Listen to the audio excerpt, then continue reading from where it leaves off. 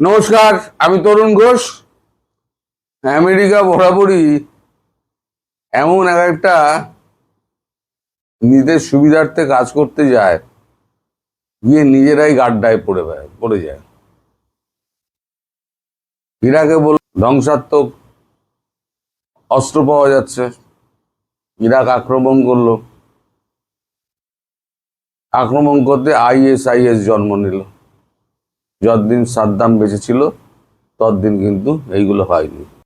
Is থেকে হুতি হলো, Hamas হলো, শেষে কি হলো, ওদের হাতেই টুইন টাওয়ার, ওসামা বিন লাদেনের হাতে, আল কায়দার হাতে হাজার হাজার প্রাণ গেল এবং দুটো বিল্ডিং ধ্বংস হলো। এরকম বহুত ঘটনা ঘটেছে। লাস্ট চুলকানি হলো ইরানে। কিন্তু এই চুলকানিগুলো করতে গিয়ে আমেরিকাকে অনেক গুণাগার দিতে হয়েছে। এই সাম্প্রতিককালে বাংলাদেশে যে চুক্তিটা করেছে, সেই চুক্তিটা কিন্তু সম্পূর্ণভাবে বেআইনি, কারণ তাতে কোনো এক্সিট ক্লজ নেই। একটা চুক্তি তখনই ভ্যালিড হয় যখন তার এক্সিট ক্লজ থাকে। আর চুক্তিতে কখনো বলা যায় না, আপনি নির্দেশ করতে পারেন না আপনি এই দেশ থেকে কিনবেন না, ওই দেশ থেকে কিনবেন না, এইটা চুক্তিতে করা যায় না। আমেরিকা সেই জিনিসগুলো করেছে। এখন টাকার লোভে তো ইউনুস সব দিয়ে দিয়েছে। ইউনুস টাকা পেয়েছে, দিয়ে দিয়েছে। এখন হয়েছে কি, বিগড়ে গেছে। তারা চায়নার কোলে ঢুকে পড়েছে, আমেরিকা পড়েছে বিপদে। এখন বিপদে না পড়লে তো ভারতের শরণাপন্ন হয় না। বিপদে পড়ে প্রথমে বললো আমরা সাহায্য করতে চাই, আমেরিকা বলল না, এই ভারত বলল না, আমাদের সমস্যা আমরাই মিটিয়ে নেবো, আপনাদের সাহায্যের দরকার নেই, জয়শঙ্করজি বলেছিলেন। তারপর আবার অনেক আলোচনা করার পর তারপর আমাদের কৌটিল্য বলেছেন, যাকে আপনারা চাণক্য বলেন, পৃথিবী জুড়ে তার চাণক্য নীতি কিন্তু অনুসরণ করা হয়। তিনি বলেছেন যে বারবার যদি কেউ তোমার কাছে সাধ্য সাধনা করে, তাকে ফিরিয়ে দিও না, কিন্তু ফেরাবার আগে বা অ্যাকসেপ্ট করার আগে একটু ভালো করে দেখে নিও ডায়া বায়াগুলো, অর্থাৎ কি বিপদ আছে, সেই বিপদ থেকে তুমি উদ্ধার পাবে কি করে। যার জন্য বারবার যখন ভারত চাণক্য নীতিতে চলে, তো বারবার যখন আমেরিকার পক্ষ থেকে যখন সহযোগিতার আশ্বাস দেওয়া হচ্ছে যে বাংলাদেশে আমরা যৌথভাবে কাজ করব, তখন ভারত বলল ঠিক আছে, আমরা দুটো জিনিসে আপনাদের সঙ্গে সহমত হতে পারি। এক হচ্ছে আমরা ট্রেড ডিলটা আমরা সই করে দেব। দুই হচ্ছে এই মায়ানমার, বাংলাদেশ আর মণিপুরের অংশ নিয়ে আপনারা যেটা খ্রিস্টান রাজ্য করতে চাইছেন, ওইটাতে আমরা সম্মতি দেবো না। আরাকান করিডোর নিয়ে চীনের সঙ্গে আপনাদের কি হচ্ছে না হচ্ছে আপনারা বুঝে নিন, আমরা ওর মধ্যে মাথা গলাবো না। পরিবর্তে বাংলাদেশ নিয়ে এবার কি করবেন, বাংলাদেশের চুক্তি আদৌ আপনার ভ্যালিড নয়, ওই চুক্তি কিন্তু আন্তর্জাতিক আদালতে টিকবে না।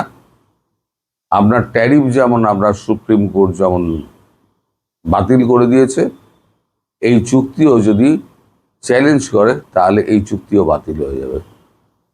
ফলে আপনার কিন্তু আমেরিকা যেটা চেয়েছিল বাংলাদেশ থেকে, সেই বাংলাদেশে কিন্তু পাবে না, উল্টে বাংলাদেশটাকে অস্থির করে দিয়েছেন। এখন আপনাদের মাথা ব্যথা হয়ে গেছে, ভারতেরও মাথা ব্যথার সঙ্গে সঙ্গে আপনারা বাড়িয়ে দিয়েছেন। যৌথ মাথা ব্যথায় আমরা ভুগে বেড়াচ্ছি। এর দায় হচ্ছে সম্পূর্ণ আমেরিকার। এখন আপনারা বলছেন যে যৌথভাবে আসবেন, ঠিক আছে। তো শেষ খবর হচ্ছে কালকে ভোরবেলা পেন্টাগনের অফিসিয়ালসরা ভারতে নেমেছেন। ভারতে নেমে তারা কথাবার্তা বলছেন। কথাবার্তা মেন ইস্যু যেটা, সেটা হচ্ছে শেখ হাসিনার প্রত্যাবর্তন এবং তার সুরক্ষা। এটা নিয়ে ভারতও ভাবছে। আমি কিন্তু বারবার বলেছি যে যতক্ষণ না পর্যন্ত সুরক্ষা নিশ্চিত হবে ততক্ষণ কিন্তু ভারতবর্ষ ছাড়বে না। এখন সুরক্ষা নিয়ে একটা বৈঠক চলছে, 3 দিন ধরে ওরা থাকবেন, যে কি করে ওনাকে ফেরানো যায়, সুরক্ষা বলয় কি করে তৈরি করা যায়। এখন আপনারা তো আন্দাজ করতেই পারছেন, যখন শেখ হাসিনা দেশে ঢুকবেন তখন 10-15 লক্ষ লোক তো অন্তত ঢাকাতে হবেই। এখন এই যে জেহাদি সব তৈরি করেছে,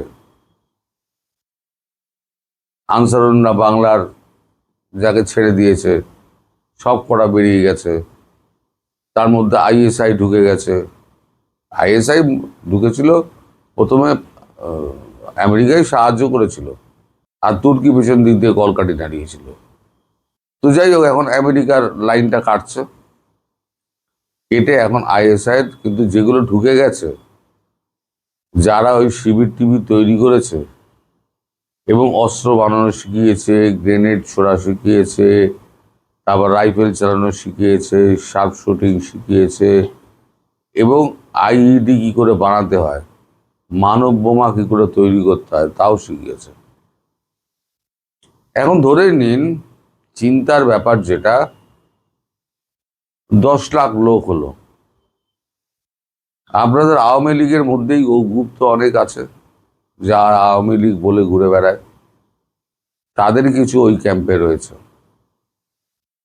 তারা 2-4টে মানব বোমা সেজে ওই ক্যাম্পে ঢুকে গেল, ওই ভিড়ের মধ্যে ঢুকে গেল, শেখ হাসিনার কাছাকাছি গিয়ে, আমাদের যেমন রাজীব গান্ধীর ক্ষেত্রে হয়েছিল, একদম নিজে উড়ে গেল, রাজীব গান্ধীকে উড়িয়ে দিল।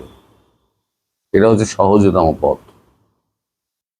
তো এটা কিন্তু ভারতের মাথায় ঘুরছে এবং আমেরিকার সঙ্গে এটা নিয়ে আলোচনা হয়েছে। এখন প্ল্যান 1, 2, 3, 4 এরকম হচ্ছে, মানে ABCD প্ল্যান, এ ফেল করলে বি, বি ফেল করলে 3। লাস্ট যেটা শুনলাম সেটা হচ্ছে সম্ভবত নেভি সিল আগে নামবে বাংলাদেশের মাটিতে। আর বাংলাদেশের তো রোকার ক্ষমতা নেই। আমরা সেনাপ্রধান আমার মিশন না কোথায় চলে গিয়েছেন, তিনি আদৌ এখন ফিরবেন কিনা সে নিয়ে সন্দেহ আছে। আমার তো ঘোরতর সন্দেহ আছে, কারণ টাকা পয়সা যা পাচার করার পাচার উনি করে দিয়েছেন। এখন বাধাটা কে দেবে? সরকার তো 4 ঠেকে দাঁড়িয়ে আছে, একটা ঠেকে লাথি মারলেই পড়ে যাবে সরকার। যারা বলছে শেখ হাসিনার খবর ছাপবে না, খবর কেউ দেখবে না, সবাই দেখেছে। এবং যারা বলছে স্বয়ং তারেক রহমান, সেও লুকিয়ে লুকিয়ে দেখেছে। তারেক রহমান ভেতরে ঠক করে কাঁপুনি শুরু হয়েছে। এর মধ্যে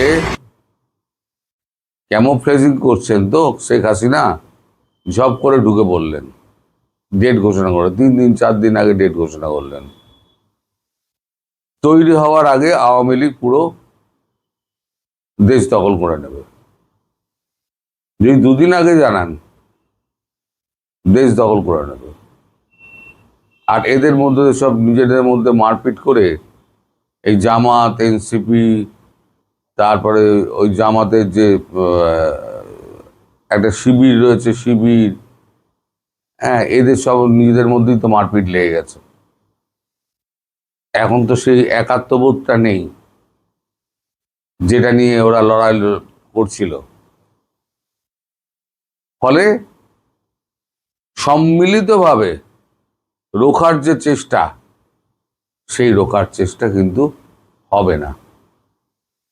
আওয়ামী লীগ যদি মাঠে নামে, সেক্ষেত্রে সব দুদ্দার করে পালিয়ে যাবে, কাউকে আপনি পাবেন না।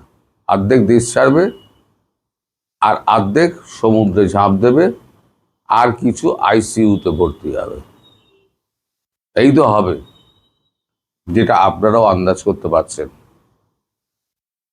আর ভারত শেখ হাসিনাকে ফেরাবেই। আপনারা মাঝে মাঝে বলতেন না যে সব ডিম এক ঝুড়িতেই রাখছেন। ঝুড়ি আমরা আলাদা করার চেষ্টা করেছিলাম, কিন্তু দেখলাম যে ঝুড়িতে রেখেছি সেই ঝুড়িতে সব ডিম পচে যাচ্ছে। ফলে আমাদের কাছে, ভারতের কাছে আওয়ামী লীগ হচ্ছে গিয়ে একদম শ্রেষ্ঠতম একটা সিকিউরমেন্ট বলতে পারেন, নিরাপত্তা। যে নিরাপত্তা দেওয়ার কারণে উনি ভারতবর্ষের মানুষের কাছে, নেতাদের কাছে, মানুষের কাছে এত জনপ্রিয় এবং প্রত্যেকে তাকে শ্রদ্ধা করে। যে বাংলাদেশটাকে উনি একদম মানে টেরোরিস্টদের দাবিয়ে রেখে, পায়ের তলায় দাবিয়ে রেখে দিয়েছিলেন। এবার ভারত কি করবে? ভারত তাহলে কোবরা পাঠাবে। নেভি সিল নামলে কোবরা পাঠাবে, মারাত্মক টিম। নেভি সিলের সঙ্গে মাঝে মাঝে আমাদের কোবরার হয়। আমেরিকার অস্ত্র ভালো, কিন্তু শারীরিক কসরত দিক দিয়ে ভারতের সৈন্যরা অনেক এগিয়ে আছে। মার্কিনদের অস্ত্র সম্পর্কে কোনো দ্বিধা নেই, 1 নম্বর অস্ত্র।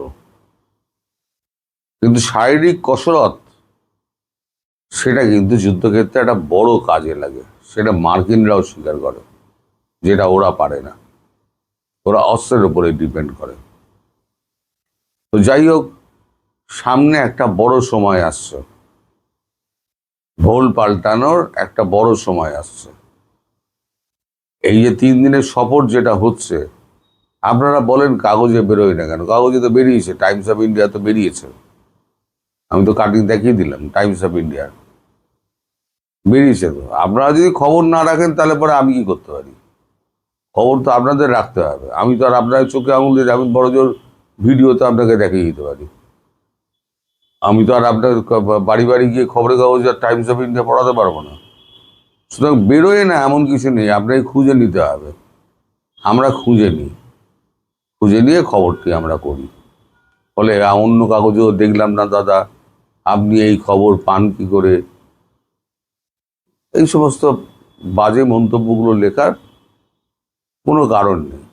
আপনারা নিজেরা রিসার্চ করুন, রিসার্চ করলে অনেক কিছুই আপনারা জবাব পেয়ে যাবেন। সবাই ভালো থাকবেন, সুস্থ থাকবেন, সাবধানে থাকবেন এবং আলোচনার দিকে নজর রাখবেন কি হয়। ধন্যবাদ।